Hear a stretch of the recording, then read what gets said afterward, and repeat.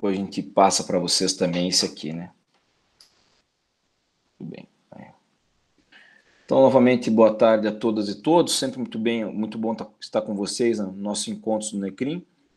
Hoje a gente retorna às reuniões como foram sempre no início, com uma apresentação de um ponto temático, né, de um texto base e a discussão de um assunto. Então, para a reunião de hoje, ficaram responsáveis o Bruno Marcelino e a Kate Ávila, isso, para falar sobre dosimetria, e mandaram um texto muito bom, por sinal, da professora Carolina. Ela é professora do programa de mestrado e doutorado da UNB. Eu já conheci o texto, eu sou assinante da revista BCCRIM e faço leitura constante dela, e acabei relendo ele ontem, então muito bom o material que vocês encaminharam.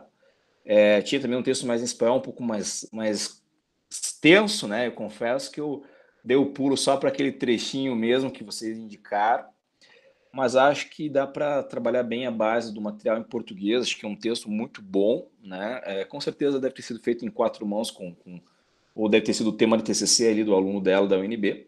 Tem um amigo meu que está fazendo doutorado com ela, o professor João, que coordenador adjunto até da pós-ABD Conce ali. Ele é o orientado dela no doutorado na UNB. E, aliás, no IDP, não no UNB, no IDP ele está fazendo. E ele que coordena essa parte lá. Mas assim, então, muito boa tarde a todas e todos novamente. Vi que o pessoal novo está chegando, legal. E antes da gente entrar, só frisar, né? Os encontros são sempre abertos a todos. Eu peço só que quem não está no grupo lá do WhatsApp, que entrou agora, eu vi alguns nomes novos ali, então já manda o WhatsApp para o Wesley, que está ali no chat, ele já copia, eu só coloco o teu número mesmo ali no WhatsApp, que o Wesley vai adicionar. Continuando, então a gente tinha liberado na última reunião algumas atividades, né, adicionais. Hoje já demos prosseguimento com o Instagram do nosso grupo. A Jaque, a Milene e a Roberta vão ficar responsáveis, né, por fazer a parte de divulgação do Instagram e tudo mais. A Casey tinha anotado para nós a temática, começamos hoje, então, com realmente a temática que tinha pertinente. A próxima é a imputação objetiva, né? Ficou com a Alanis, isso? A Alanis estava aqui agora, eu tinha visto ela. A Alanis e o Udo, né, na próxima, é isso? Udo e Alanis, alguém liga o áudio para confirmar? Não, não era a próxima? Então, me confundi. Qual que será a próxima? Só para Professor gente... Décio, Diga, eu querida. fiquei com a Milene de falar sobre dolo no dia 6 de É novembro, se eu não me verdade, engano. a tua é. O do Udo, que é a imputação objetiva, isso eu digo na próxima de estudo, tá certo. Que é dia 9 de outubro. Vocês podem salvar já esse link, por favor, que vocês têm hoje da reunião, porque eu já programei na agenda do Google, a reunião sempre, nas datas exatas, é sempre o mesmo link, tá? Ele tende a ser sempre o mesmo link, já está programado a cada 15 dias. A próxima, então, reunião é daqui 2 encontros, é no dia 25, isso? 24, 25. Então é com aí um professor convidado. Eu fiz o convite a um colega, eu não vou confirmar o nome dele já, porque ficou de ele me dar a resposta. Ele me dando o ok, aí a gente prossegue, tá certo? Então, bom, pessoal, eram esses os avisos paroquiais. Faltou um. A Casey e a Nicole, agradecer as duas, me mandaram já uma prévia do nosso regimento. Eu estou terminando de fazer algumas observações. Acredito que para a nossa próxima reunião, digamos, interna, né, conosco, aqui que somos o braço mais firme do grupo, que seria no dia 9 de outubro, a gente já tem uma versão inicial do regimento para a gente debater, tá certo? Acredito que nas próximas semanas aí também já eu passei para o Luiz isso para a gente ver o ponto do site, do coisa. Estamos com um probleminha ali no domínio, que o domínio que eu comprei do Google ele não libera diretamente para fazer o site, então arrumando isso também já libera o site para a gente ter a divulgação dos conteúdos. Lembrando que as gravações ficam disponíveis no meu canal do YouTube, então também depois a gente vai divulgar isso no Instagram. E aproveitando, o núcleo, a característica do nosso núcleo é a mesma a qual me tem como, que eu tenho, aliás, como característica nos projetos que coordeno sempre, como, por exemplo, a Anacrim, vocês sabem que eu sou presidente da Anacrim no Paraná, que é justamente a viabilidade do espaço democrático e aberto para todos. Por que isso? Então, vamos supor, vai ter uma reunião de um grupo da OAB lá, que o Fernando faz parte. Encaminha para as meninas ali que fazem o controle do Instagram, vamos divulgar. A ideia nossa é que seja um canal de comunicação das atividades de interesse de todos nós aqui que fazemos parte, né? Um canal. Ah, vai participar de um evento tal, vai divulgar, vai participar de outro evento X, Y, Z, pode divulgar da mesma forma, tá certo? E deixar uma última situação que eu acabei não conseguindo falar com vocês ao longo dessa semana, mas para aqueles que tiverem a oportunidade, o interesse, hoje, infelizmente hoje é o último dia do prazo, mas é uma apresentação de um resumo de poucas palavras, só para ver o que daria. Até para vocês tentarem, quem tiver interesse, refazer aquele resumo que já apresentou no evento lá de Maringá.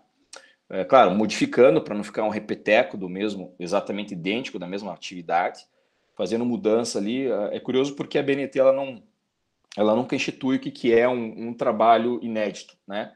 Então tem autores que às vezes o cara pega um texto, ele muda 10% do texto e o texto é considerado inédito, né? Mas então, eu digo isso porque está aberto o edital até hoje do pessoal do Congresso da PUC, vai ser virtual, lá do Rio Grande do Sul, também de ciências criminais, e eles estão com 35 grupos de pesquisa, tá, para o evento.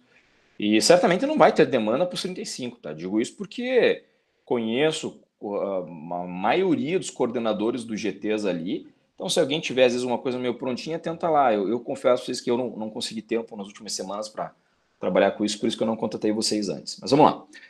Dito isso, feito os anúncios, Wesley, dá o ok se está conseguindo gravar ali para a ata. Eu não estou vendo o Wesley aqui, cadê o W dele? Tá, beleza. Então, feitas as anotações, eu passo a palavra, então, para a Casey e para o Bruno, que estão responsáveis pela exposição de hoje. E daí depois eu abro para a gente debater o tema e debater alguns pontos que ficar aí. Ou às vezes, se vocês fiquem à vontade, fazer como vocês acharem, quiserem levantando já, a gente acha isso, mas já é um ponto que vamos debater depois, fazemos isso, mas já é um ponto, fiquem à vontade para fazer da forma como vocês acharem melhor, tá certo? Só daí, como eu que sou o host da sala, vocês que estão acompanhando para poder ver bem, clica no fotinha de quem tiver dos dois falando para poder ficar eles grande na imagem. Porque mesmo eu fazendo isso aqui, ele não fica para vocês na gravação grande, tá bom? Então, mais uma vez, obrigado a todos e passo a palavra. Bom, boa tarde a todos. A temática de hoje iremos trabalhar referente à dosimetria da pena. Primeiramente, eu vou estabelecer uma temática mais teórica, explicando o que seria a dosimetria da pena, voltando ela um pouco para a circunstância de culpabilidade e para o princípio da estrita legalidade, e depois o Bruno irá apresentar uma temática mais prática referente ao assunto. Então, a dosimetria da pena consiste no momento em que o juiz comina ao indivíduo a sanção penal, que reflete na desaprovação de um fato antijurídico cometido pelo agente. O processo da dosimetria pode ser descrito em 3 fases. A primeira, mais conhecida como fase judicial, o julgador deve partir do mínimo abstrato e quantificar a pena base, sobre a qual incidirão os cálculos subsequentes. Depende desta valoração individual atribuída pela circunstância judicial elencada no artigo 59 do Código Penal. Nos termos do dispositivo, que é o artigo 59, o juiz deve levar em conta, de um lado, a culpabilidade, os antecedentes, a conduta social e a personalidade do agente, e de outro, as circunstâncias referentes ao contexto do próprio fato criminoso, como os motivos, as circunstâncias e consequências do crime, bem como o comportamento da vítima. Diante desses elementos, que produzem a biografia moral do condenado de um lado e as particularidades que envolvem o fato criminoso de outro, o juiz deve escolher a modalidade e a quantidade da sanção cabível, segundo o que lhe parecer necessário e suficiente para atender os fins da pena. Em relação a esses 8 circunstâncias judiciais que elenquei, eu vou explicar brevemente o que significa cada uma delas. Primeiro, a culpabilidade. Impõe-se que se examine aqui a maior ou a menor censurabilidade do comportamento do agente, a maior ou a menor reprovabilidade do comportamento praticado. Isso segundo Bittencourt. Ou seja, deve-se aferir o menor ou menor índice de reprovabilidade do agente pelo fato criminoso praticado, não só em razão de suas condições pessoais, como também em vista da situação de fato em que ocorreu a indigitada prática delituosa, sempre levando em conta a conduta em que era exigível do agente na situação em que ocorreu o fato. Em relação aos antecedentes, os antecedentes dizem respeito ao histórico criminal do agente, que não se preste para efeitos de reincidência. Entendemos que, em virtude do princípio constitucional da presunção de inocência, somente as condenações anteriores com trânsito em julgado, que não sirvam para forjar a reincidência, é que poderão ser considerados em prejuízo do sentenciado, fazendo com que a sua pena base comece a caminhar nos limites estabelecidos pela lei penal. Em relação à conduta social, enquanto os antecedentes se restringem aos envolvimentos criminais do agente, a conduta social tem um alcance mais amplo, referindo-se às atividades relativas ao trabalho, seu relacionamento familiar e social e qualquer outra forma de comportamento dentro da sociedade. Em relação à personalidade do agente, deve ser entendida como síntese das qualidades morais e sociais do indivíduo. Na análise de personalidade, deve-se verificar a sua boa ou má índole, sua maior ou menor sensibilidade ético-social, a presença ou não de eventuais desvios de caráter, de forma a identificar se o crime constitui um episódio acidental na vida do réu. Em relação à motivação do crime, refere-se aos precedentes psicológicos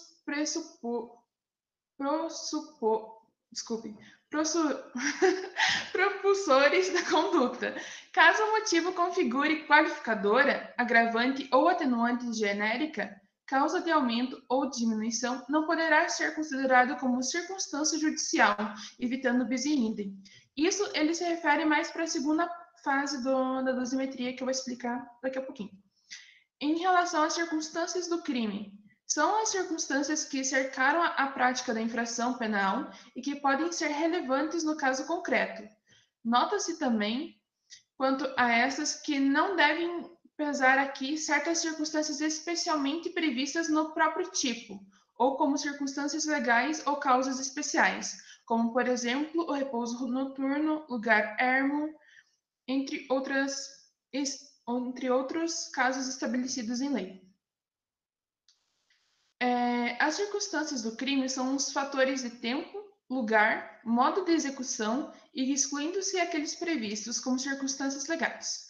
E em relação às consequências do fato, denotam a extensão do dano produzido pela prática criminosa, sua repercussão para a própria vítima e seus parentes, ou para a comunidade. Ela somente deve ser considerada quando forem elementares do tipo, ou seja, essenciais à figura típica.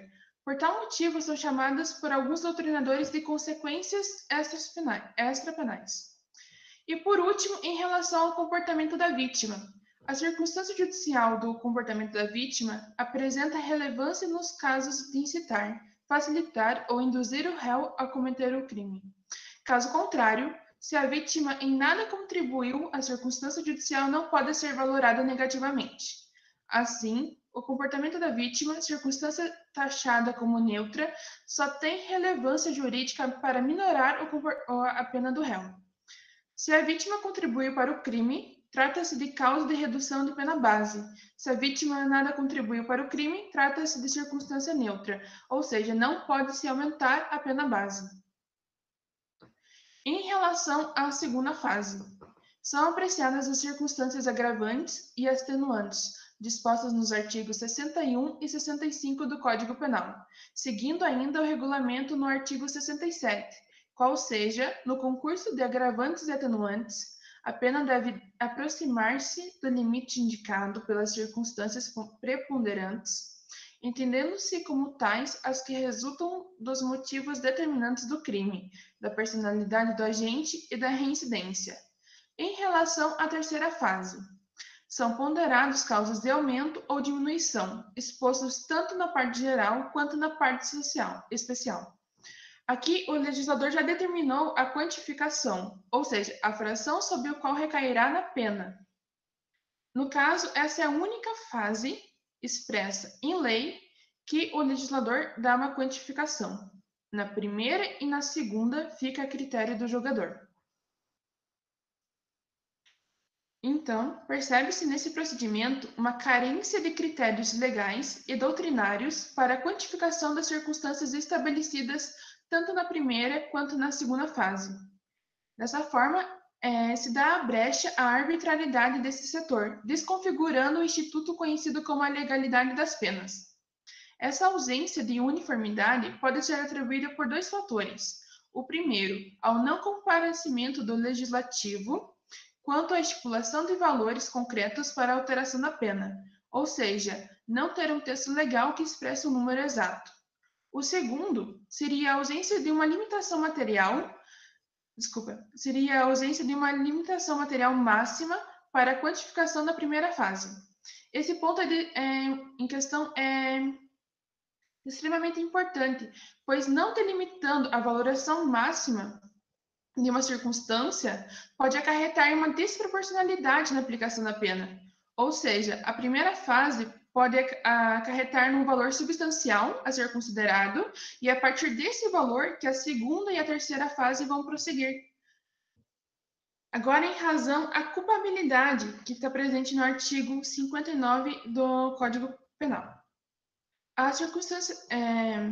Os institutos penais possuem um vínculo precário com a estrita legalidade penal e com os dados empíricos do sistema de justiça criminal.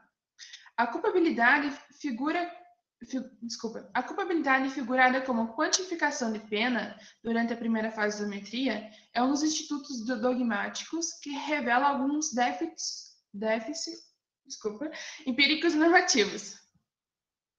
Nessa fase, características do autor e circunstâncias do crime são levadas em consideração para que a pena cumpra suas funções declaradas de prevenção e retribuição.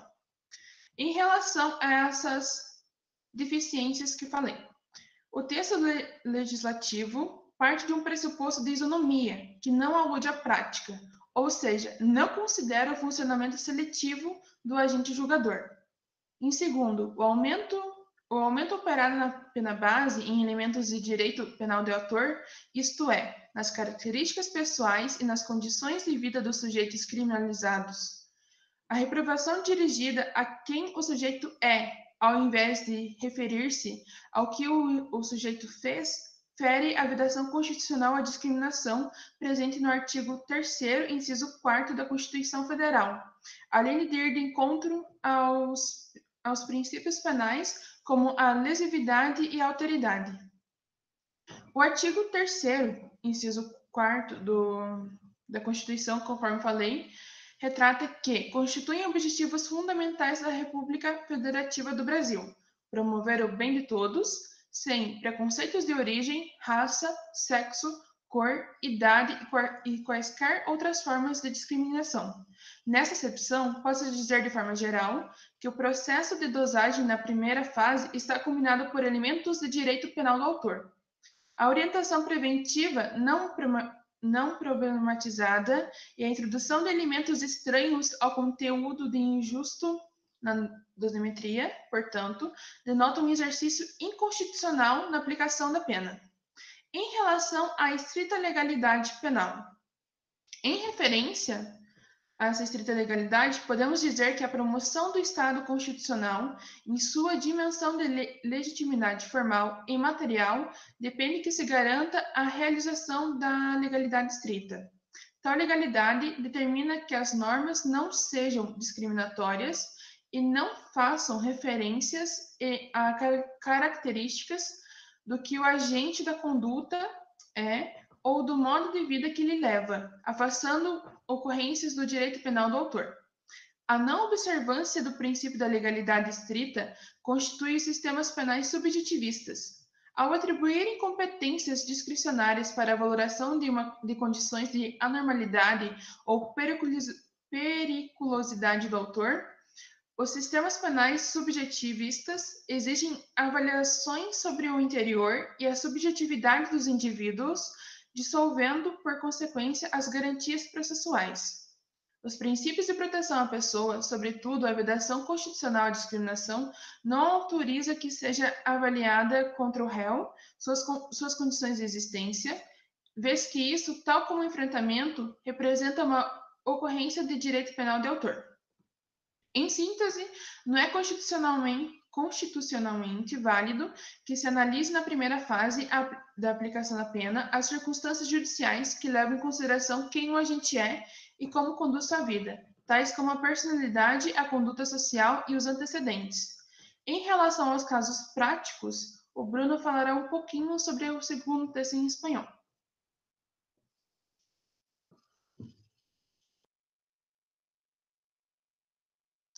Tá desligado o microfone.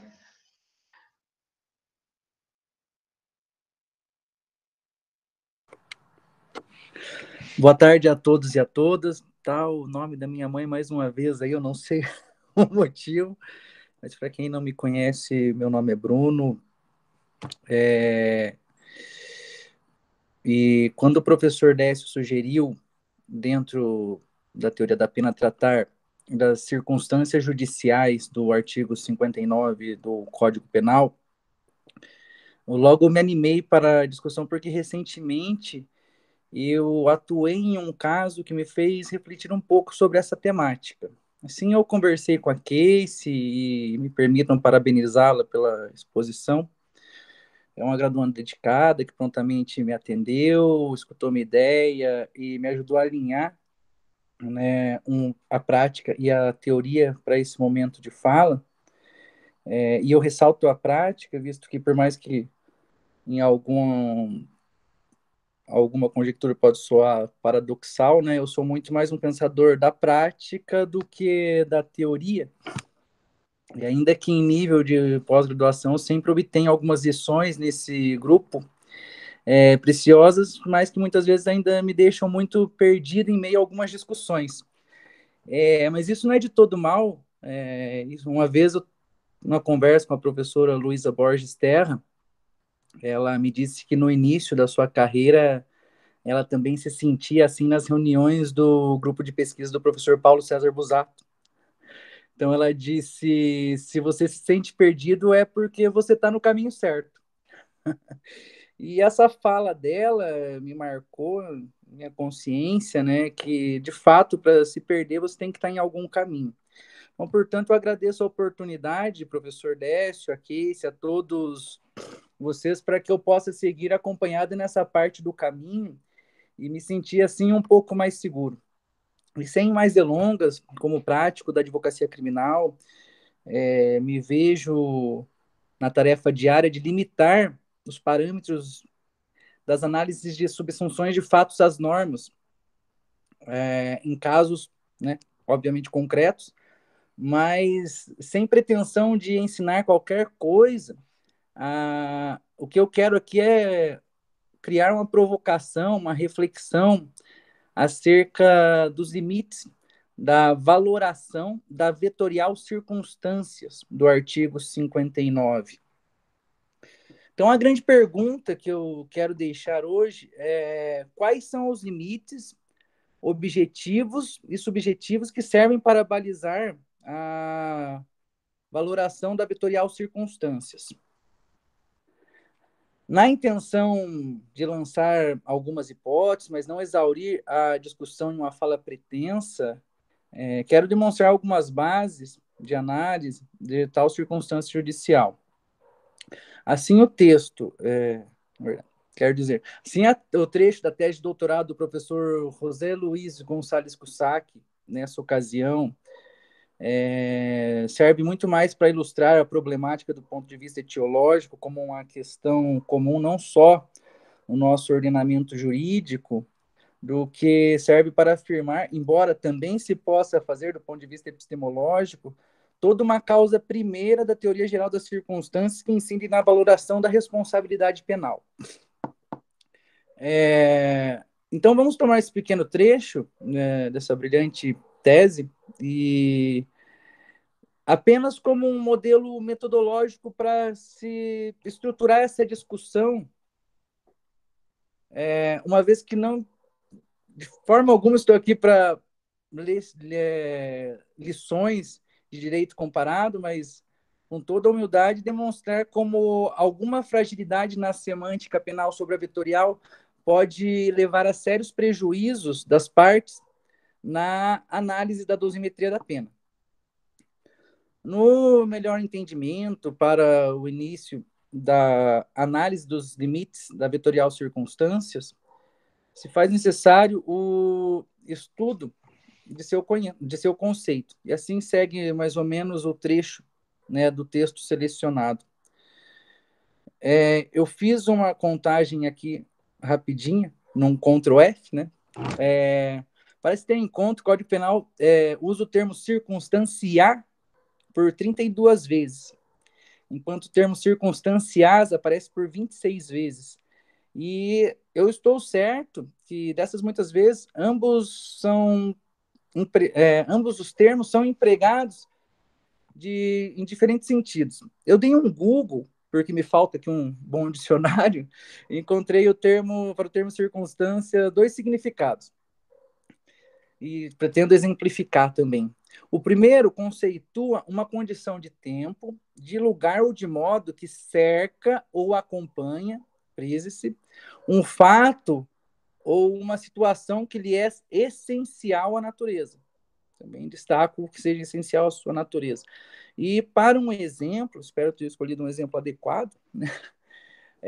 Nesse primeiro conceito, eu vou citar o artigo 3º do Código Penal, que trata das leis excepcionais e temporárias, né? A lei excepcional ou temporária, embora decorrido o período de sua duração ou cessada as circunstâncias que a determinam, aplica-se ao fato praticado durante a sua vigência. Então, nesse caso aqui, eu vejo uma circunstância ligada essencialmente à sua natureza. E o segundo conceito, que vai servir muito mais para a nossa discussão, né? Conceitua um fato acessório ou pormenor que se prende a um acontecimento ou a uma situação, no caso, uma particularidade, né? Então, escolhi, né, o conceito do crime tentado, né, artigo 14, segundo do Código Penal, que considera-se o crime tentado quando iniciada a execução não se consuma por circunstâncias alheias à vontade do agente. Dados esses exemplos, o primeiro cuidado que, em minha consideração, devemos ter é saber se estamos falando de algo essencial à natureza da circunstância ou de um fato acessório ou pormenor que, por alguma razão, se prende a determinado suposto de fato. E o que se revela com essa consideração inicial é que, como bem mencionou o professor Cussack, e importante matizar a diferença do conceito, é que a ideia ou forma de entendimento, como um pensamento expresso em palavras, vai tratar de conceito, enquanto, por sua vez, definição trata de enunciado claro e preciso, com a definição de um significado, da palavra ou da natureza de uma coisa. Assim, a natureza de um conceito, por muitas vezes, pode sofrer, e como tentei exemplificar aqui, ambiguidades, né, e uma falta de clareza terminológica, e que, por consequência, exigirá, né, algum esforço hermenêutico, e aqui entramos nós, né, operadores e futuros operadores de direito, né, na tarefa de impor os limites do ius puniendi. E como destaca o trabalho, atualmente, né, pincei esse trecho porque me pareceu bastante adequado, se admitiu que os conceitos jurídicos necessitam da existência de uma referência axiológica. Contudo, essa nota distintiva, por muitas vezes, fica incompleta, pois refere-se a referidas classes ou referidos membros dessas classes para definição do sentido lógico do termo. Portanto, enquanto operadores de direito, não podemos deixar que ocorra contagem entre o termo circunstância e o conceito de circunstância, que, conforme os significados demonstrados, podem se referir a coisas distintas em algo essencial ou acessório à natureza das diferentes normas no Código Penal. Até aqui, de modo muito simplório, cumpriu o meu objetivo inicial, né? Então, que era expor mais ou menos o quadro conceitual. Então, vamos voltar para a análise da circunstância, da vetorial circunstâncias do artigo 59. Como muitos de nós viemos da mesma origem, animados, né, pelo professor Paulo César Busato para a vocação de operar no direito penal, com comprometimento singular, de alicerce teórico, acompanhando as modernas tendências do sistema criminal, eu não poderia ter escolhido outra doutrina que não fosse a dele, né? E acho que é a base de todos aqui, né? Então não vou estar falando nada muito distante de nossas realidades. Nesse ponto, eu pretendo agora, como disse, foco muito mais na prática, né? Fazer uma mescla do caso prático profissional que me incentivou a refletir sobre essa temática com a doutrina desse grande maestro nosso. Recentemente eu atuei em um caso onde o indivíduo foi denunciado pela prática de roubo mediante grave ameaça e violência exercida com o emprego de arma de fogo em concurso de pessoas. É o artigo 157, parágrafo 2º, inciso 2º, e os parágrafos 2º A, inciso 1º, né, do Código Penal. Ao final, assim, a ação foi julgada procedente e, na primeira fase da dosimetria da pena, o magistrado valorou negativamente a vetorial circunstâncias, pois ele considerou especialmente grave, haja vista que, além da grave ameaça exercida contra a vítima, houve disparo de arma de fogo contra ela, submetendo, assim, a vítima a alto risco. Assim, a pena base foi elevada acima do mínimo legal. Já na terceira fase da dosimetria da pena, ele majorou o quantum já elevado, né, pela causa de aumento do artigo 157, parágrafo 2º A, inciso 1º, visto que a violência e a grave ameaça foi exercida com emprego de arma de fogo, óbvio. Parafraseando a doutrina, né, como leciona o professor Paulo César Busato, as circunstâncias do crime, elas devem ser vistas de modo subsidiário. Ele vem traçando as circunstâncias judiciais de modo subsidiário, e aqui não seria diferente, porque elas não podem coincidir com as circunstâncias agravantes do artigo 61 e 62, nem com as atenuantes do 65 e 66 do Código Penal, né, as quais serão examinadas na segunda fase da aplicação da pena, nem com aquelas que importam em causa de aumento ou de diminuição, que serão objetos na terceira etapa. Características de certas, e friso a palavra certo, infrações penais, como durante o repouso noturno, em lugar ermo, com emprego de arma de fogo, etc. Esse é o conceito que você vai encontrar no Manual de Direito Penal do professor Paulo. Diante dessa noção que se extrai, além de se verificar, nesse exemplo, um odioso bis in idem, né, no caso concreto, após alguma reflexão, eu percebi que existe um critério objetivo para limitar a valoração negativa das circunstâncias, que é o tipo penal objetivo.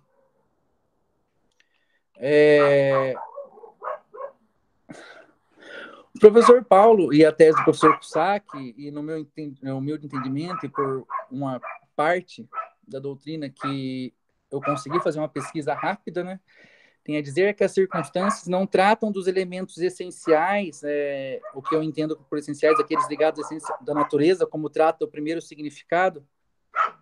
Peço desculpas que chega essas horas, começam a latição.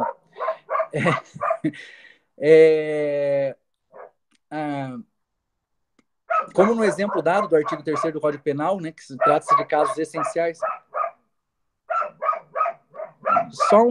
Não, tá dando para te ouvir bem, fica tranquilo.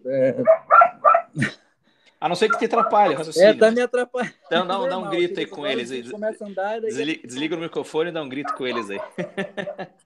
Não, vamos lá, então. Tá. Vamos voltar aqui. Os elementos essenciais, que, como exemplifiquei do artigo 3º do Código Penal, né?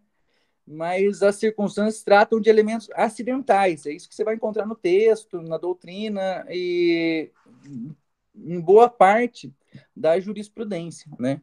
Que é o que também a Casey trouxe um conceito ligeiro ali para a gente, né? Estou reforçando aqui a ideia. Então, a gente está falando de elementos acidentais que, por alguma razão, se prendem ao suposto de fato.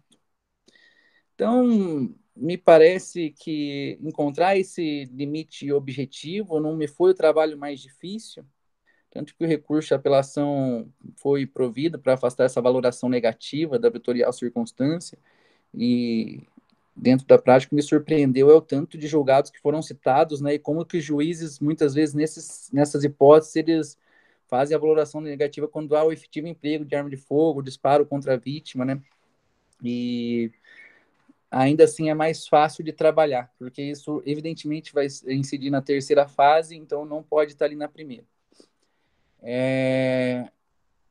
Aqui começa, então, o grande objetivo dessa provocação que eu propus, que não, repito, que não é ensinar nada, né, mas para provocar, porque muitas vezes eu me sinto perdido, né, e contudo, nessa ocasião, eu conto com a ajuda de todos para me ajudar a ter um caminho mais seguro. Se considerarmos que elementos acidentais não integram tipos penais, ainda assim estamos diante de uma grande vagueza semântica proporcionada pela vetorial em questão, para que o magistrado possa formar a cognição na individualização da pena. Então, chega ao cerne do nosso trabalho, né? Impor esse limite ao poder punitivo. E algumas reflexões, que é algo que ainda vem sendo trabalhado na minha cabeça, né? Eu lanço algumas hipóteses na tentativa de verificar possibilidades, né, de visualizar essa subjetividade de um modo mais seguro, de um modo que atinja uma legalidade, né, como foi trazido na parte teórica pela Case, né, para o emprego da análise das circunstâncias judiciais. Um primeiro argumento, né, foi dito também pela Case, mas vou mais uma vez reforçar, uma lição que eu aprendi com os nossos professores, em especial a professora Marion Bach, que foi aquela que me lecionou a teoria da pena enquanto que eu estava na FAI, né, que não podemos considerar situações que remetam senão ao direito penal de fato. Ou seja, não devemos considerar por acidentais qualquer circunstância ligada ao autor, ao autor do suposto fato, tais como características pessoais, sociais, etc. Porque, no meu entendimento, e fica aí, me corrijam se eu estiver errado, a individualização de pena está regendo, por mais que a gente fale individualização e venha a ideia da pessoa, mas ela está regendo o suposto de fato. E não seu autor. Portanto, elementos acidentais que contraste com particularidades do indivíduo não devem ser valorados negativamente. Mas nem nessa vetorial, nem qualquer outra que rememore tempos sombrios do direito penal, né, sem querer fazer nenhum juízo de valor, como tanto se comentou recentemente, né, sobre determinado julgado aqui em Curitiba.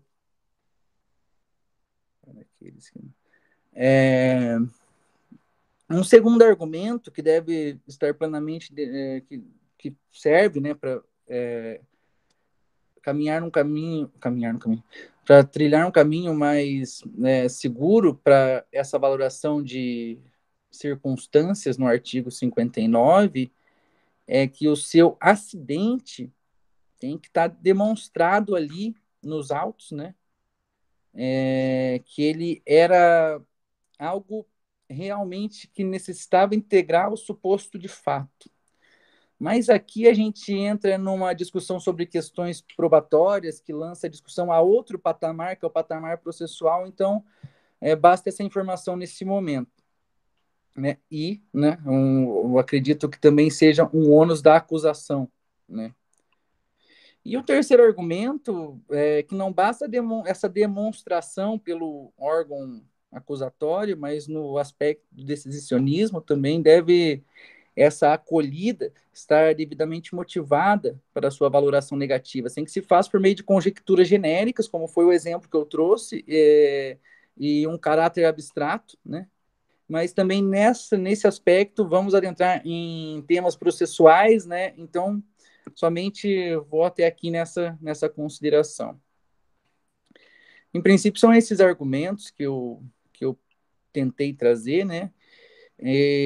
embora o tema possa parecer que não demande lá muitos esforços, é de pertinente trazer essa discussão devido à possibilidade de como aconteceu comigo, talvez como já aconteceu com outros colegas, é possível acontecer com o pessoal aí que ainda está na faculdade, amanhã no mercado de trabalho, a possibilidade de nos depararmos com situações semelhantes, né? Não só nas circunstâncias do artigo 59, mas em outras, né, vetoriais, né? E assim eu espero ter contribuído com algo aos colegas de tão nobre conhecimento, né? Para que reflitam, e agora fica a minha questão, né? Quais são os limites, né, dessa acidentalidade e como nota significativa da vetorial circunstâncias, né? De fato, me importo muito mais com limites subjetivos, mas também fica aberto aí a sugestões, ao entendimento de todos. Se for possível que eu responda qualquer pergunta, também estou à disposição, né, dentro das minhas possibilidades. Eu agradeço a Keis, que preparou essa apresentação junto comigo, ao professor Décio, mais uma vez, pela oportunidade, e a todos os presentes. Legal, legal. Muito boa a fala de vocês dois. Eu queria fazer alguns comentários antes de a gente abrir para as considerações. Eu vi até que o Fernando tinha posto já um caso que ele mencionou aqui, e acho que isso fique à vontade, cada um depois de tecer comentários quanto ao tema, e aqui fica verdadeiramente uma roda de conversa nossa e de assunto, mas eu queria fazer alguns comentários prévios antes, utilizando primeiro o material que vocês mandaram para leitura básica, e depois aí passar então para as considerações de forma geral, né? Deixa eu só voltar aqui que eu estava com vocês congelados, agora eu estou na grade e consigo ver a maioria de vocês. Só tenta fechar teu microfone, senão eu fico com ele repetir. Fica sanduíche, ixe, né? Então, agora obrigado. Então, vejam, que interessante. A gente trabalha com essa lógica sempre, e me parece que a dosimetria da pena seja um dos grandes, se não talvez o principal calcanhar de Aquiles que nós temos nessa intersecção entre teoria e prática. Isso por vários aspectos. Depois que nós adotamos a dosimetria da pena pelo sistema trifásico do projeto Hungria lá em 40, para quem não sabe, o projeto Alcântara defendia o modelo bifásico, e nós tínhamos aqui um confronto, e claro, dada a importância do Nelson Hungria e tudo mais, acabou ficando o modelo trifásico como o grande corolário de definição de penas no Brasil. Isso já nos anos 40, né? A reforma de 84, ela vem para reforçar essa estruturação no sistema trifásico, mas a curiosidade disso tudo, e a Casey falou isso na fala dela, é que não há uma definição quantitativa dos vetores ou das circunstâncias vetoriais, como o Bruno falou expressou na fala dele. E na terceira fase, tão somente, nós temos margens que, por mais que tenham um indicativo quantitativo, são indicativos longos, né? Pô, você tem lá algumas circunstâncias no código que elas vão de 1/6 a 1/3, cara. É uma margem grande de flutuação, né? Temos margens como, por exemplo, de redução de pena que vão de 1/3 a 2/3. Temos majoração de pena que vão até o dobro, como é o caso da omissão de socorro com resultado morte. E, curiosamente, temos, então, algumas penas que têm um marco mínimo tão alto, mas tão alto, que a flutuação das elementares é perto de zero, como, por exemplo, o latrocínio. Pena mínima 20, pena máxima 30, as elementares são enxutas. Pior ainda na situação da extorsão mediante sequestro com resultado morte, que há 25 a 30 anos. Pô, 5 anos para um crime dessa gravidade, pergunto eu que circunstância você precisa analisar, quando a pena mínima é 20 anos, né, ou 25. A gente fica os maus antecedentes. Nego, nós estamos falando de uma pena de 25 anos, pô. Você quer algo pior do que a própria quantidade mínima? Isso porque vem a reforçar que verdadeiramente no país nós não temos uma preocupação inicial nos processos dos 3 momentos de criminalização de forma muito séria. Por quê? Eu vou dar um exemplo pontual para você entender onde eu quero chegar. Desculpe até porque meu comentário vai ser um pouco longo. Eu me senti bastante provocado provocado num bom sentido, tá? Pelas indagações, pelas apresentações de vocês, acho que elas foram ótimas. Deram um panorama geral, deram um panorama específico e prático. Fiquei bastante contente com a forma como vocês apresentaram. Parabéns. E por isso provocado, no sentido de, pô, quero falar umas coisas a mais que eu acho que tem a ver com o que vocês estão discutindo. E quando então a gente pensa que no processo de criminalização primário, por exemplo, nós não temos uma segurança muito grande no legislativo, basta ver essa semana ser aprovado um projeto de maus tratos animais com pena mínima de 5, um tipo que sabe que a pena mínima é maior do que você praticar um homicídio culposo. Claro, tranquilo, fique à vontade, pessoal.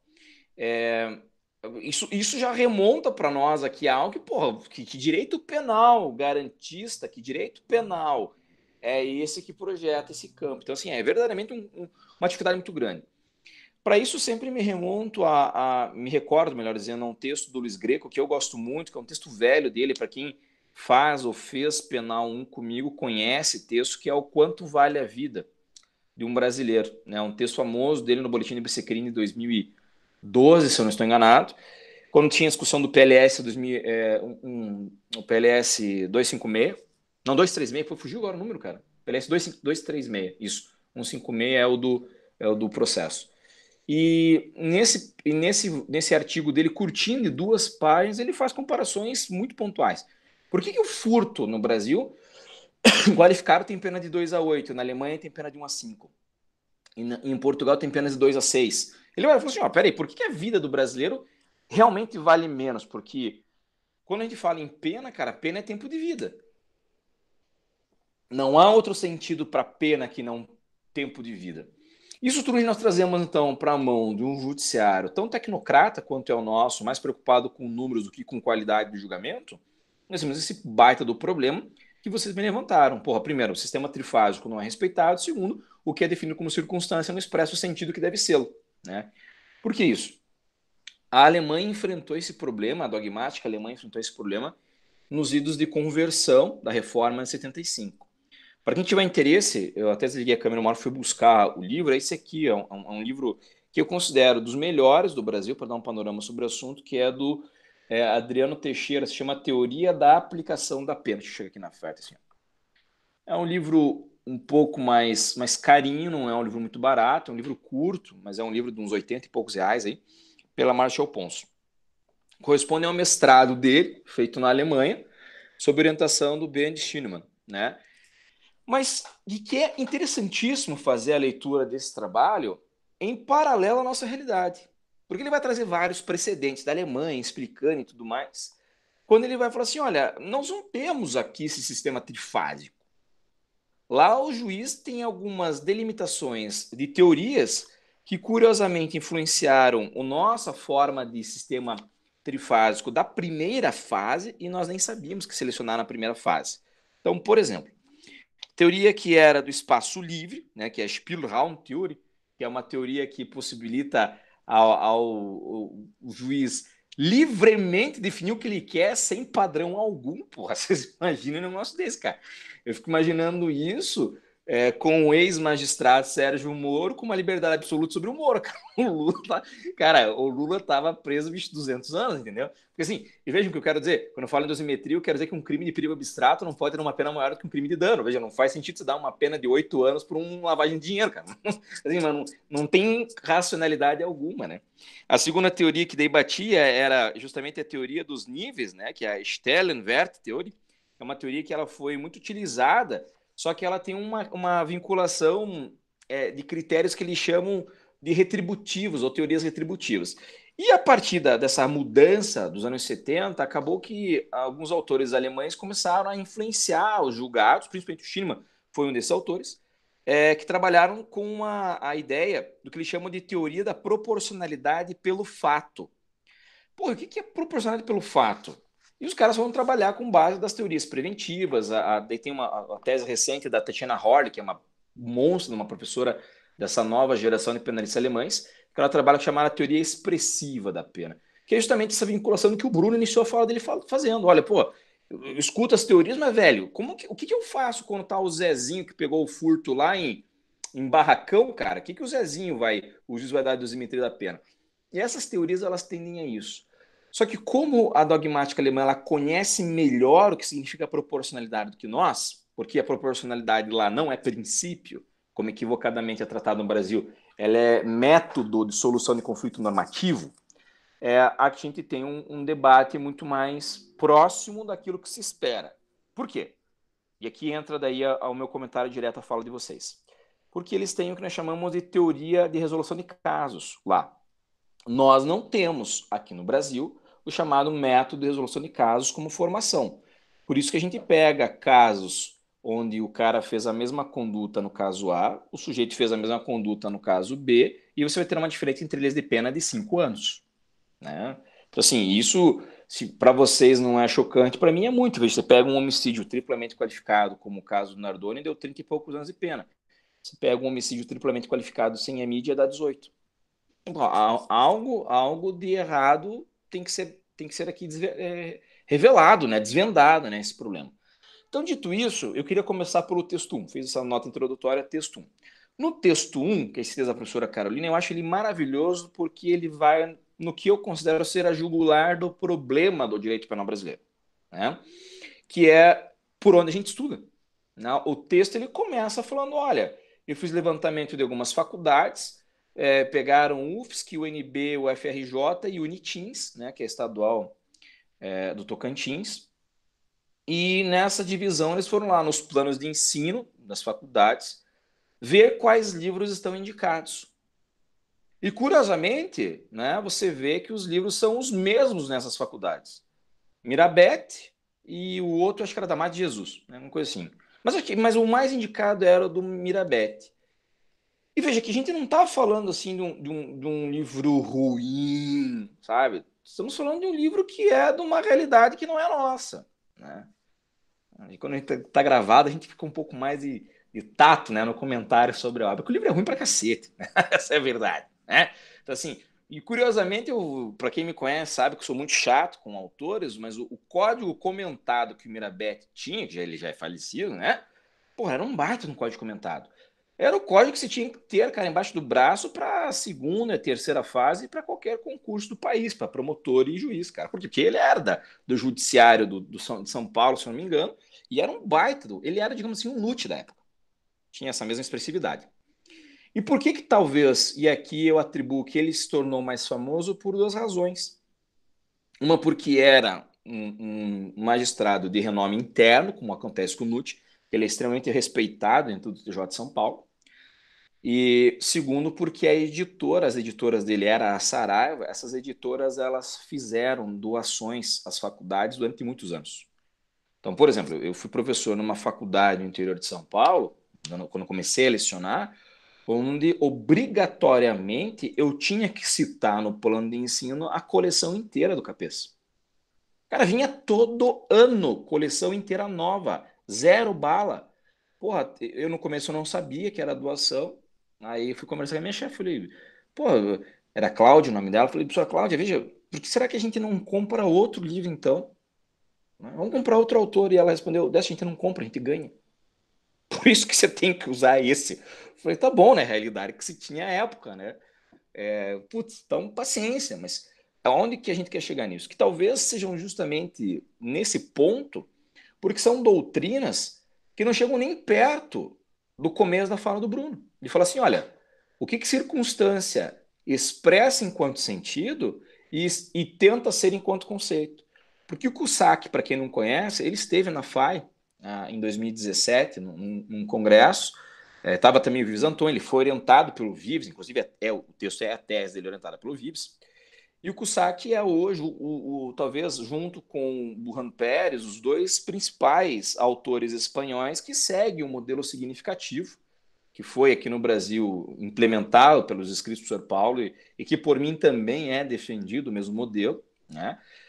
Não por conta só da nossa proximidade pessoal a ele, mas é porque realmente é um modelo que nos auxilia a solucionar problemas muito clássicos, né? Como, por exemplo, por que a denúncia não começa pela conduta e começa pela descrição típica? Ora, porque você está escrevendo um comportamento linguístico, né? Isso é o Vives Anton fala isso, inclusive, na obra dele. Então, a gente tem esse problema de ausência de preocupação, e eu não tinha parado para fazer esse levantamento que você fez, de pegar quantas vezes a palavra circunstância aparece, isso é fundamental, né? Já fiz isso com verbos núcleo. Constranger. Quantas vezes aparece a palavra constranger? Porra, 13. Então é óbvio que o constranger do estupro não é o mesmo constranger da apropriação. Né? São, óbvio, sentidos diferentes. Circunstâncias que são, como você falou, da tentativa, não tem como ser a mesma dos outros elementos. Né? Então é verdadeiramente esse ponto. E daí chega para nós, talvez, no ponto falho, que me parece maior, que são dois. Daí agora o que não está na fala de vocês e também não está nos textos que vocês indicaram. No texto 1 que vocês passaram para todos, não sei se todos leram, mas se chegaram à mesma conclusão que eu, a professora Carolina e o menino lá que esqueci o nome, eles, acho que é Rafael, se não me engano, eles vão fazer um comentário bastante interessante a partir do conceito de culpabilidade por vulnerabilidade, que é um conceito do Zaffaroni, né? Que eu particularmente acredito que nós podemos fazer um link, e aqui isso daria um tema para um belíssimo artigo, se alguém se interessar, já fica a provocação para vocês dois como responsáveis pelo tema, de puxar essa definição da vulnerabilidade enquanto matriz de definir o que é a culpabilidade do vetor culpabilidade a partir da noção de proporcionalidade. Porque, veja, o Zaffaroni faz isso, ele fala, olha, quanto maior o grau de acesso social do indivíduo, maior a culpabilidade dele. Ele está dizendo isso. O que ela transcreve do texto dele é isso. E, simultaneamente, mas espera aí, se o cara tinha sobre si uma exigibilidade quanto diversa, que é elemento integrante do valoração do resultado final do crime, automaticamente sobre ele posso ter uma pena maior. Com uma condição, que daí a teoria da proporcionalidade vai dizer para nós, que é o seguinte, eu não posso aumentar a pena se esse desvalor ou esse juízo axiológico, como o Bruno me falou, ou seja, essa interpretação do fato, já é integrante do tipo. Por isso que eu falei para vocês, o cara que é o latrocida, velho, eu não consigo ver obrigatoriamente onde que você vai ter que aumentar a pena dele na pena base. Mas por quê? Porque uma pena mínima de 20 anos, maluco. 20 anos de pena, bicho. Talvez seja mais tempo de vida do que a maioria da galera que tá aqui na sala. Entendeu?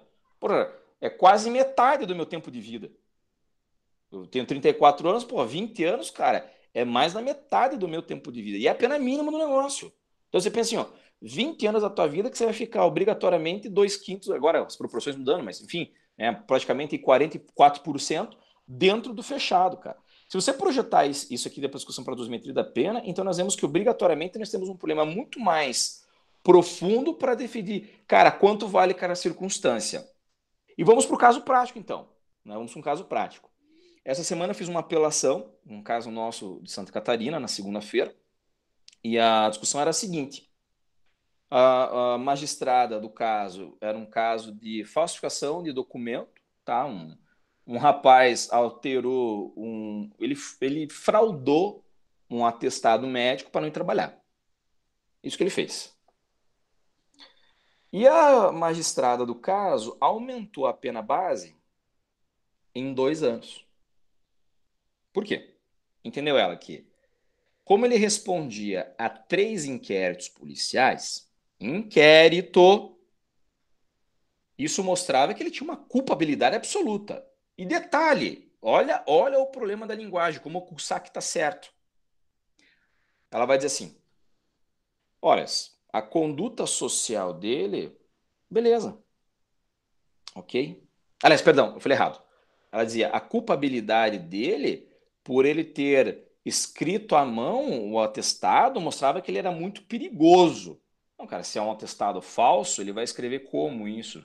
E na época não tinha atestado digital, velho. Como que o cara vai falsificar um atestado se na época, para quem não sabe, atestado médico digital só vale agora, tá? O CFM não tinha regulamentado, ele regulamentou por causa da pandemia. Então, se você chegasse com atestado digital em alguma farmácia, não tinha. Por exemplo, aqui em Curitiba, a primeira farmácia a ter isso, e daí é aquele momento que eu vou gravar o vídeo e mandar para os caras e pedir um royalties, né, pela propaganda, né? Mas é a Droga Raia. Se você fizer uma consulta virtual com o teu médico, ele vai te emitir lá o token do teu sistema que você tem que ter ali no teu celular. Você chega na farmácia, ele abre, você dá lá, ele pega o QR Code do teu celular e te dá a receita ali pronta. É assim que funciona a receita virtual, né?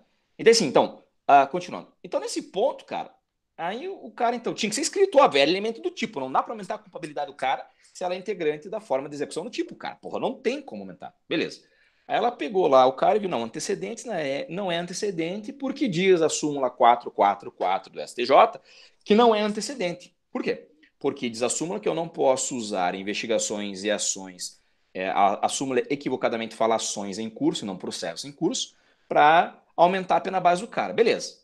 Aí ela vai dizer, olha, o comportamento da vítima, beleza, essas coisas, beleza. Só que esse fato ter sido escrito à mão e ter, então, ele outras investigações contra ele, ela aumentou a pena base em 2 anos. Aí, cara, você fica naquela assim, pô, mas espera aí, qual que é o sentido que ela está expressando para a circunstância? Porque, como a Casey falou, fase 1 e fase 2, nós não temos critério matemático. A jurisprudência tem tentado criar critérios matemáticos. E vamos lá, então.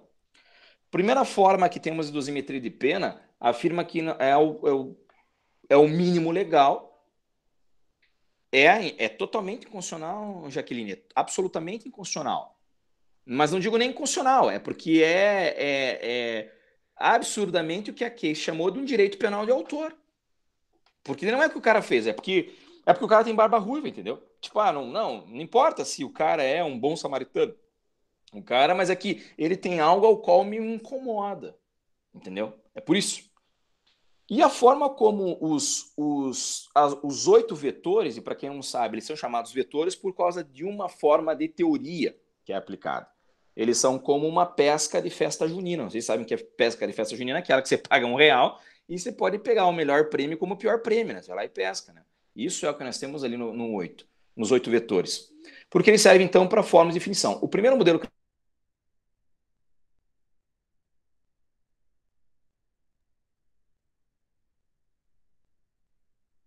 começar no meio e vai reduzindo. O terceiro é que ele fique do mínimo até o meio, e o quarto é que ele tenha livremente isso. A doutrina mais crítica, no primeiro, então, repito, o primeiro é que ele fique, então, do mínimo. Vocês estão me ouvindo? Travou? Tá ok? Então, vamos lá. Repito. Então, o primeiro é que ele tenha destes... Se a pena mínima é 2, que o juiz teria do 2, ele teria que justificar qualquer aumento do 2 para cima. Justificar. Fundamentar. E aqui está o problema, que a fundamentação em penal é assim, eu acho que, né? Para quem acompanha as colunas do Lênin, ele fala isso, né? É o famoso a forma de fundamentação de decisão no Brasil em matéria penal, né? O livre convencimento, provoca isso. E tem 2. Segunda forma, né? Ou seja, eu tenho até o meio, até a metade da pena, como padrão para descer ou para subir. O meio, eu começo no meio. Se a pena é 2 a 4, eu começo em 3. Daí eu subo e desço de acordo com o fundamento. O outro é o critério matemático, que é o critério vetorial que eu vou falar. E o último é essa teoria da liberdade absoluta, que foi a primeira teoria na Alemanha. São essas as 4 correntes no Brasil. Se você pegar, por exemplo, o Paulo, o Bittencourt, o Cirino, porra, quem mais? O Fernando Galvão, cara, o Cláudio Brandão, tô falando de autores sérios, tá? Autores sérios. Você vê que esses caras, todos de uma forma ou outra, defendem o quarto critério. Pera, o juiz tem que ser livre na primeira. Só que o problema é quão livre pode ser esse juiz para não se tornar algo abusivo, como foi nesse caso comentando com vocês. Que questão é essa? Como ela sabe que não pode utilizar em antecedentes um critério que não é mau antecedente, então ela jogou na conduta social. Aí, eu fui fazer um levantamento, né, do Tribunal de Santa Catarina, e lá tava, assim, a rodo, tá? Quarta Câmara, não, conduta social não pode ser usada. Segunda Câmara, conduta social pode ser usada dessa forma. Ou seja, olha que instabilidade desgraçada. Assim, o que é a definição de circunstância?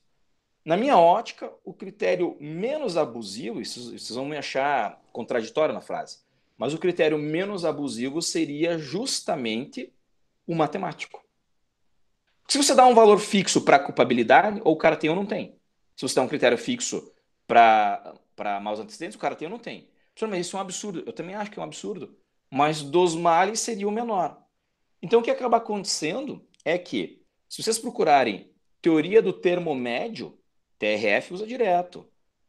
TRF da primeira, da quarta, STJ usa direto. Eles vão dar um valor fixo para cada uma das circunstâncias do artigo 59, que eu não sei se vocês sabem fazer o cálculo do termo médio, né? Como que é o cálculo do termo médio? Você pega a pena mínima, então, vamos pegar o crime de furto, pena de 1 a 4. Então, pena mínima 1. Pena máxima. Vamos pegar o qualificado, que é mais fácil que o número do redondo. O número do simples vai dar quebrado. Então, 2, pena mínima. Pena máxima, 8. Né? Qual que é o termo médio? Você soma a pena mínima, soma a pena máxima e divide por 2. 2 mais 8, 10. Termo médio, 5. Então, o que define o termo médio? A fase 1 não pode ir além de 5 anos na primeira fase. Só que veja que aqui eu já estou falando de 3 anos de aumento de pena mínima. É muita coisa para uma primeira fase. Pode parecer que não é muito no furto, mas você pega então o latrocínio como paradigma, como eu estou falando. É coisa pra cacete. Mas daí, professor, se esse é o máximo que nós vamos poder na primeira fase, quanto valerá cada vetor, cada uma das 8 circunstâncias dos 59? Aí você pega termo médio, 5, menos pena mínima, 2. Sobra 3. 3 anos, você divide por 8 vetores. Isso vai dar o valor de cada um. Mas vai dar quebrado. Claro, né, bicho? Aí você multiplica por 12. 3 vezes 12, 36. 36 por 8, 32 por 8, 4. Sobra 4, 4,5. 4 meses e 15 dias. Nicole, misericórdia. Esse é o cálculo. Esse é o cálculo que é feito na teoria da pena. Né? Ou seja, e aí você pega isso aí, cara, e sabe como que, por exemplo, o TJ Paraná tem precedentes? Eles pegam o valor que seria o termo médio, então 5, divide por 8. E daí eles dizem que cada vetor vale, que foi o cálculo que essa juíza fez. Ela dividiu o termo médio do crime por 8 e deu lá 1 ano. Porra, 1 ano, cara, de 4 meses, 1 ano. E no recurso a gente tá falando, olha, se for para fazer isso, então para manter a condenação, que mantenha com base num vetor matemático. Você fala assim, pô, professor, que porcaria, né? É o último pedido do recurso, é senão que me mantenha num vetor matemático, pelo menos eu tenho uma base de segurança para você dizer assim, olha, aqui então o cara errou. Aí vai lá, o Bruno falou, vai ter aula com a Marion no primeiro, e fala assim, olha, galera, não me vem com um cálculo matemático exato aqui, porque vida não tem como ser matemática. E eu falo, e ela tá certa. Só que veja um absurdo do que eu tenho que falar para vocês, que é o menos pior na situação que nós estamos é o cálculo matemático. Por quê? Porque então tem essa liberdade absoluta de chegar na primeira fase. Na segunda, o STJ sedimentou um entendimento que o juiz às vezes não segue, que é 1/6 e quando tem conflito 1/3. 1/6 ou 1/3. Tranquilo, Dudu. Obrigado pela presença.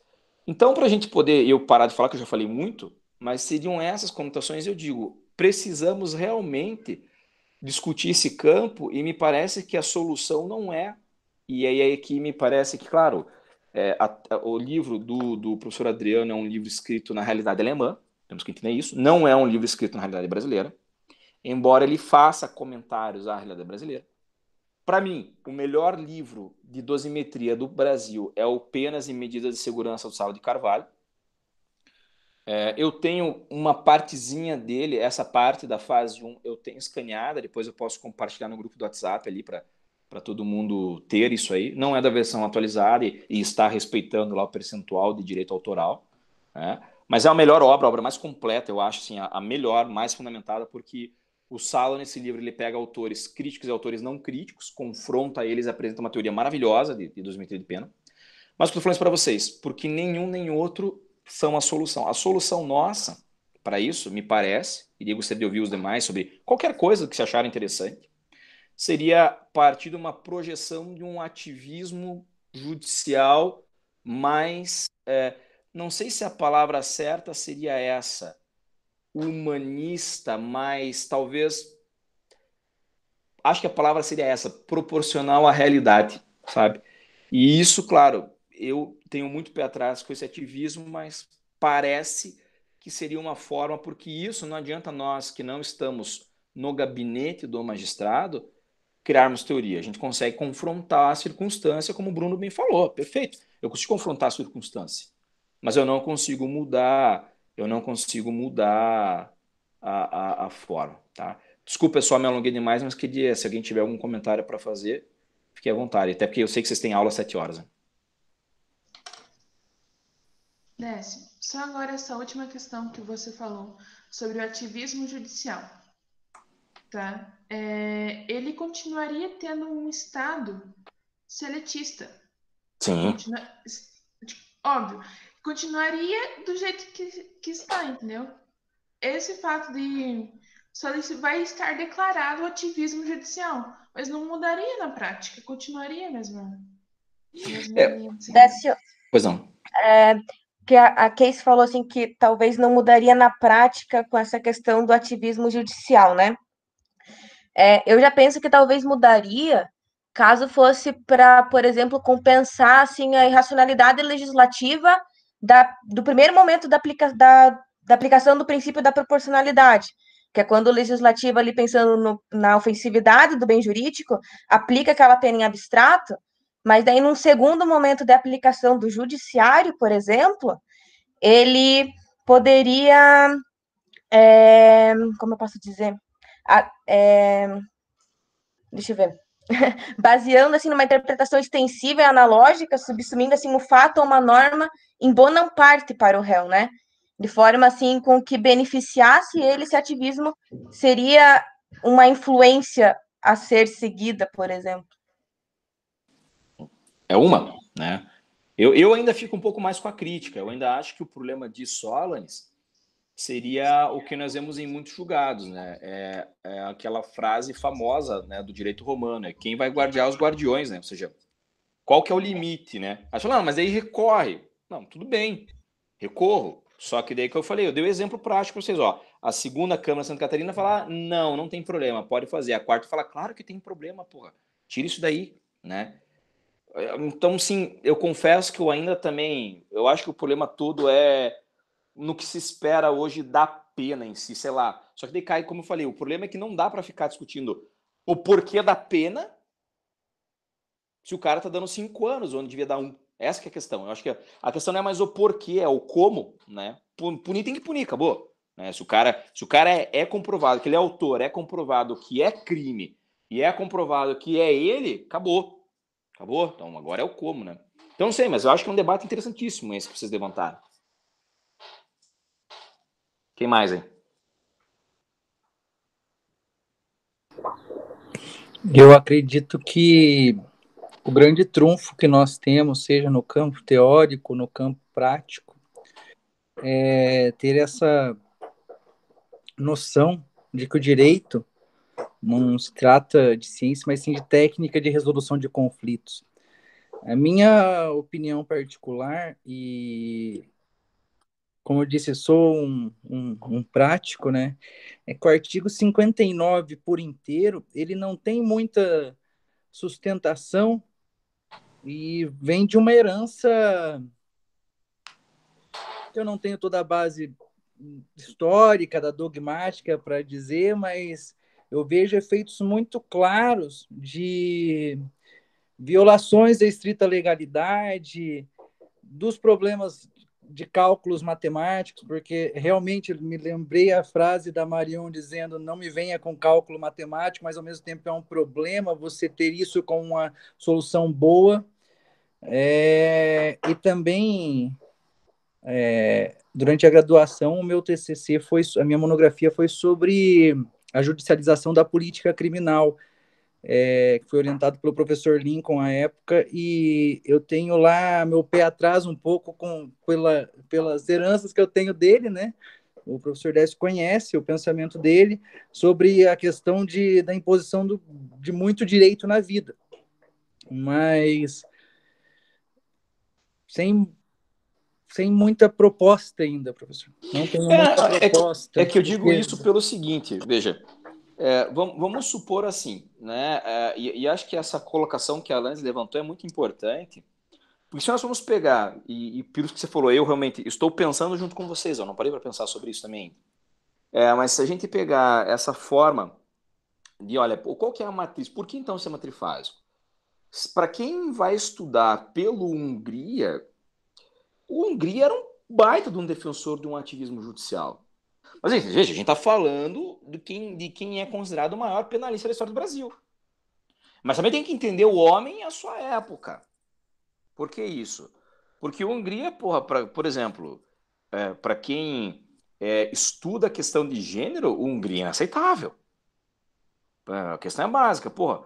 E daí dá medo, sei lá, pega um juiz com a cabeça dele, você entende o que eu quero dizer? Um juiz, uma juíza, enfim, uma pessoa que julgue com a cabeça dele, porque essa questão do machismo não importa se o cara é homem ou mulher, né? Importa o que tá na cabeça, né? Então, assim, o cara vai dar uma decisão tal qual aquela e assim problemática, né? Eu tô dizendo assim, pô, para quem não sabe, o Hungria, por exemplo, ele vai afirmar aqui que prostituta não pode ser vítima de estupro, né?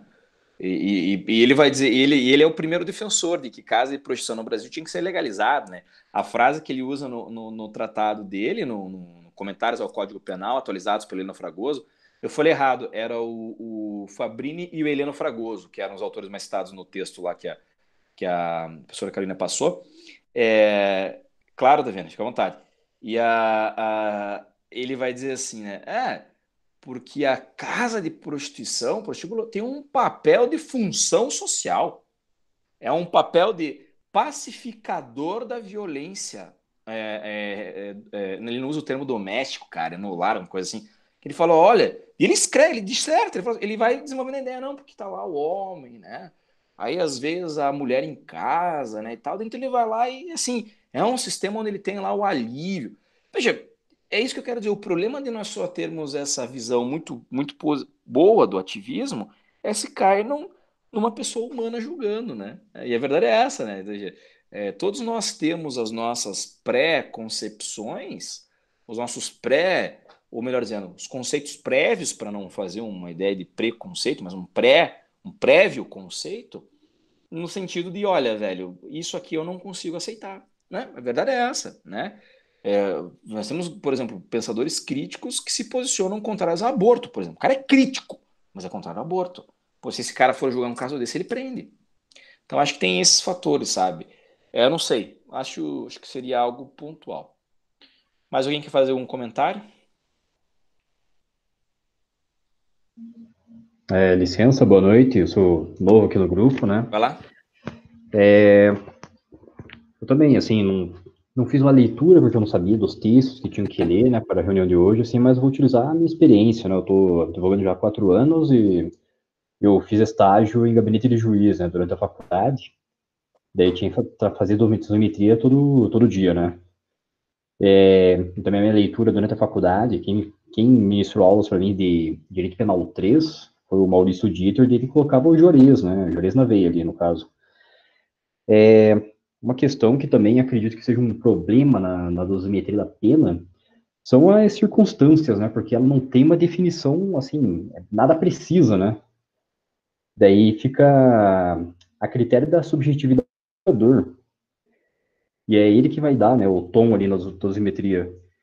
E soma-se a isso também já um problema que não é da dosimetria da pena, mas do direito penal, que tem vários tipos penais abertos também, né?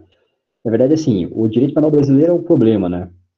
Daí, assim, claro, um tanto utópico, assim, no pensamento, eu acho que acredito que uma das soluções, isso já partindo para um viés criminológico, né, seria a justiça restaurativa, né? Ela, sim, pode ser um dos nortes a seguirmos, né? Mas é uma questão já mais utópica, mais idealista, né?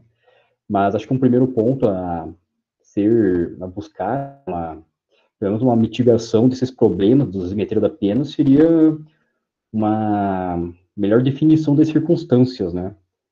Visto que é bem normal, assim, principalmente quem vai advogar recorrer por causa da dosimetria da pena.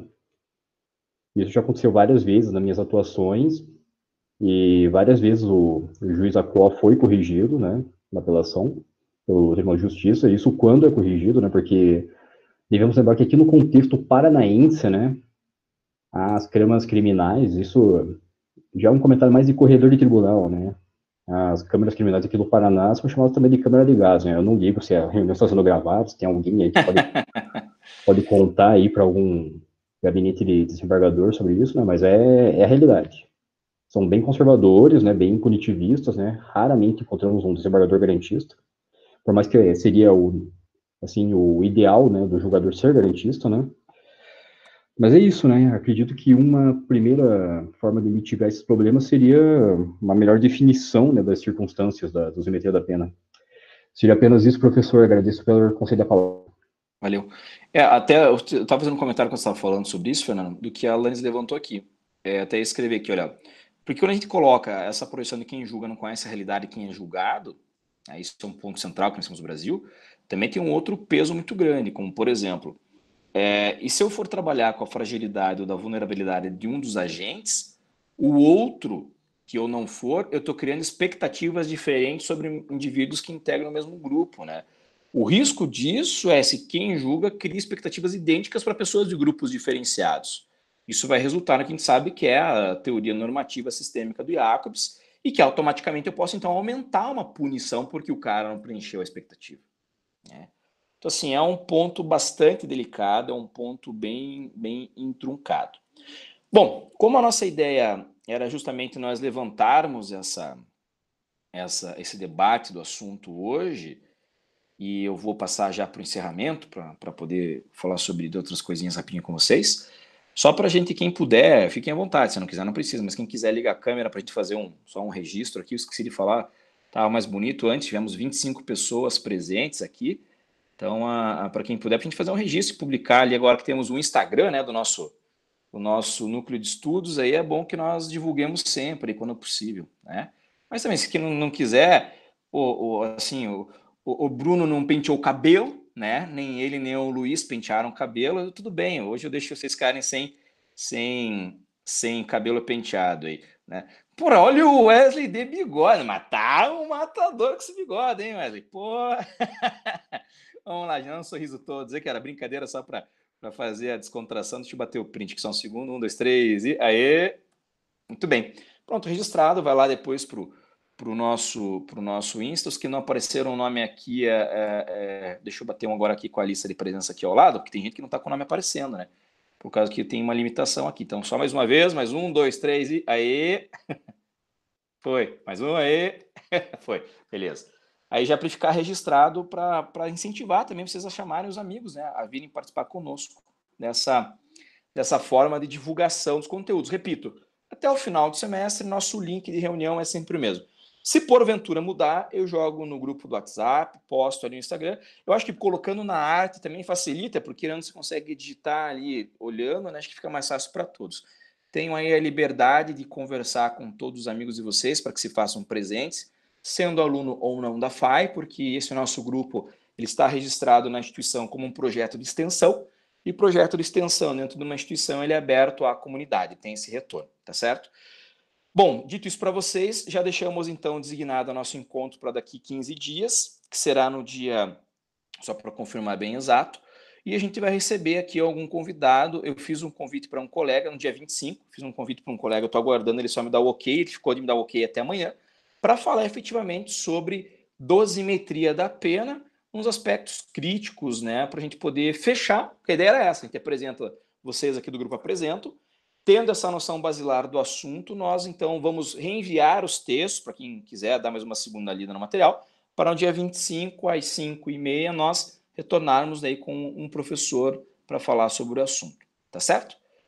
Bom, gente, queria agradecer a todos. Por hoje é só. Repito, aqueles que ainda não estão no grupo do WhatsApp, entrem em contato com o menino do W, aqui o Wesley, para fazer a adesão no contato. Eu gostaria, por fim, de parabenizar muito o Bruno e a Casey pela exposição. Fiquei bastante feliz com a forma que apresentaram. Isso vai desenvolvendo, vai melhorando a desenvoltura de cada um, a exposição de cada um. Isso é importantíssimo até mesmo para que nós tenhamos um avanço técnico em diversas áreas, tá certo? E claro, aquele tema central, a ideia é que nós saiamos de cada reunião muito mais com uma pulga atrás da orelha do que com certezas. Obviamente, a ideia é que nós saiamos provocados e que tenhamos aqui esse espaço de debate e diálogo sempre, tá bom, pessoal? Um bom final de sexta aí, um bom final de semana a todos. Juízo, espero que ninguém aí cometa nada que vá ser preso, tá certo? Diga que só vou parar a gravação aqui.